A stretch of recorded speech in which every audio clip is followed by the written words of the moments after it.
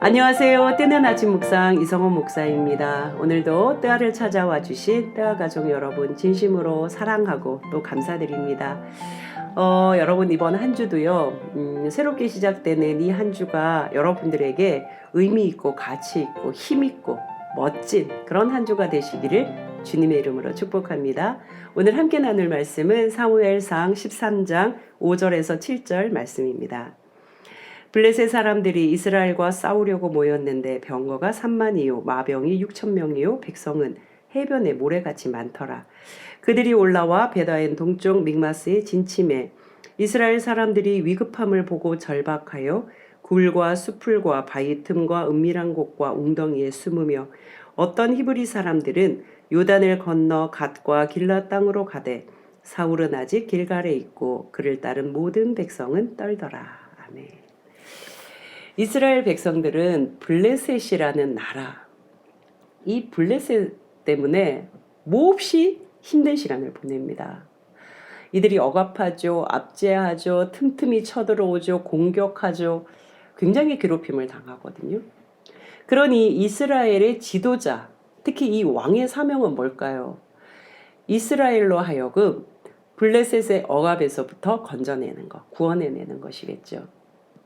실제로 초대왕 이 사울이 받은 사명은 블레셋을 두려워하지 말고 블레셋을 치고 블레셋을 공격해서 이스라엘 백성들을 건져내는 것이었습니다. 오늘 본문을 보면은요, 13장 1절에 사울이 왕이 될 때에 40세, 그리고 그가 이스라엘을 다스린 지 2년에 이 2년, 40세, 학자들마다 이 숫자가 조금 잘못되었다, 잘못 표기되었다, 의견이 분분한데요. 중요한 것은 아무튼 사울이 즉위한 지 초년, 초반부라는 거예요. 그 시절에 사울은 수비대를 결성해서 3,000명을 이스라엘 백성들 중에 뽑습니다. 자신을 위해서 2,000명을 배치하고요. 아들 요나단을 위해서 1,000명을 배치합니다.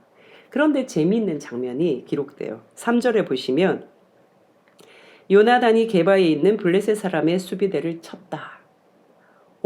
아버지도 지금 못하고 있는 일, 아버지에 대해서는 전혀 기록이 없는데 누가? 아들 요나단이. 대략 이 요나단의 나이를 추정해 보면 한 20대 초반 그 정도라고 해요. 패기가 있어서 이 젊음의 이 왕성함일까요? 요나단은 무엇을 내가 해야 하는지, 내가 이 자리에서 어떤 역할을 해야 하는지 잘 분별하고 정확하게 아는 사람이었던 것 같아요. 성경에 나오는 구석구석의 요나단에 대한 어떤 결단, 분별, 행동, 선택을 보면은 요나단은 내가 어느 자리에 있어야 하는지, 내가 무엇을 해야 하는지, 어떤 것이 가장 하나님을 위한 하나님적인 하나님 앞에 기쁜 선택인지를 잘 아는 사람. 사명을 알잖아요. 블레셋을 먼저 공격합니다. 자, 이것이 빌미가 되었을까요? 4절에 보시면 온 이스라엘이 사울이 블레셋 사람의 수비대를 친 것과 이스라엘이 블레셋 사람들의 미움을 받게 되었다 함을 듣고, 그러니까 지금 블레셋 사람의 수비대를 지금 요나단이 쳤잖아요. 이 일로 인해서 블레셋 사람들이 굉장히 원한이 있는 거예요. 봐라, 우리를 쳐 감히? 이런 거죠. 그러자 사울이 이스라엘 백성들을 쫙 집합시키는 거예요.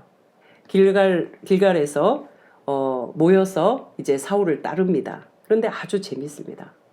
5절에 블레셋 사람들이 이스라엘과 싸우려고 이제 전면전을 하는 거예요. 다 모이는 거예요. 그런데 그 블레셋의 군대 조직을 보니 병거가 3만. 여러분, 철기 문화를 가졌다라는 것은 이미 무기가 최첨단화되어 있다는 것을 의미하거든요. 이 당시에. 최고급 수준의 무기를 막 들고 막 전차 부대가 막 나오는 거예요. 자, 그러자 이스라엘의 눈이 휘둥그레지면서 이게 뭐지? 여러분 6절을 보십시오. 이스라엘 사람들이 위급함을 보고 절박하여 굴과 수풀과 바위 틈과 은밀한 곳과 웅덩이에 숨으며 싹 사라지기 시작하는 거예요. 그러면서 7절에 어떤 히브리 사람들은 요단을 건너 지금 타령하는 거예요. 타령. 갓과 길라 땅으로 가되 사울은 아직 길갈에 있더라. 아주 재밌는 또 뒤에 붙여지는 말이 있습니다. 그를 따른 모든 백성은 떨더라. 여기에서 그 사울이죠. 사울 왕을 따른 모든 백성이 떨더라. 왜요? 제가 이렇게 머릿속에 상상해 보건데 왜 사울을 따른 사람들이 떨고 있을까? 왜 떨까? 상상해 보니까요. 사울이 두려움에 떨고 있지 않았을까? 사울이 두려움에 떨고 있으니 그를 따른 사람 당연히 떨리죠. 당연히 쫄리죠. 지금 앞에 서 있는 리더가 왕이 벌벌벌벌 떨고 있는데 사시나무 떨듯이 말입니다. 그를 따르는 군대, 백성, 이루 말할 것이 없죠. 저는 오늘 이 본문의 장면을 보면서 사울은 이때부터 무너지기 시작했다고 보여집니다. 하나님께서 자신에게 주신 명령, 사명이 있잖아요. 왕으로 세워진 사명. 뭐겠습니까? 오직 하나님의 백성을 위하여, 이스라엘을 위하여 세워진 그 자리에서 사울은 사명인식을 못합니다. 사명인식을 놓쳐버렸습니다. 사명인식을 포기해버렸습니다. 자신의 사명을 인식하지 못하고 기억하지 못하고 포기해버린 바로 이 사울. 결국은 두려움에 휩싸이게 됩니다. 내가 무슨 목적으로 이 자리에 있고 내가 어떠한 삶을 살아가야 하는지 방향도 목적도 갈 바도 알지 못하는 상태로 이 사울은 두려움에 휩싸이기 시작한다고요. 불신앙은 어디에서부터 시작될까? 우리가 하나님과 멀어지는 삶은 어디에서부터 시작이 될까? 저는 두 가지인데요. 하나는 무기력한. 이 무기력하다는 것이 결국 갈 바를 알지 못하는 거예요. 내가 살아가는 목적, 내 삶이 어떤 사명을 가지고 하나님이 이 땅에 보내진 삶인가에 대한 분명한 인식. 그러니까 내가 여기 왜 보내졌냐? 내가 이 땅에 무엇 때문에 살아가는가? 하나님이 나를 왜 이 땅에 태어나게 하셨는가? 내가 이 땅에서 해야 할 일이 무엇인가? 여기에 대한 생각을 놓쳐버릴 때요. 그럴 때 우리는 무기력에 빠집니다. 갈 바를 알지 못합니다. 이 세상의 흐름을 타고 가면서 세상이 좋아하는 거 막 따라가다가 그거 조금 얻었다 싶으면 하하하 하다가 그거 조금 잃을 것 같으면 막 좌절하다가 이 롤러코스터를 타는 거예요. 어디로 가야 할지는 모르고 롤러코스터는 계속 오르락 내리락 하면서 타는 것이죠. 그렇게 살아가면서 입에서 툭 나오는 말이 참 사는 것이 허무하다. 내가 이렇게 열심히 살았지만 남는 게 없구나. 내가 뭐 때문에 이렇게 열심히 살았지?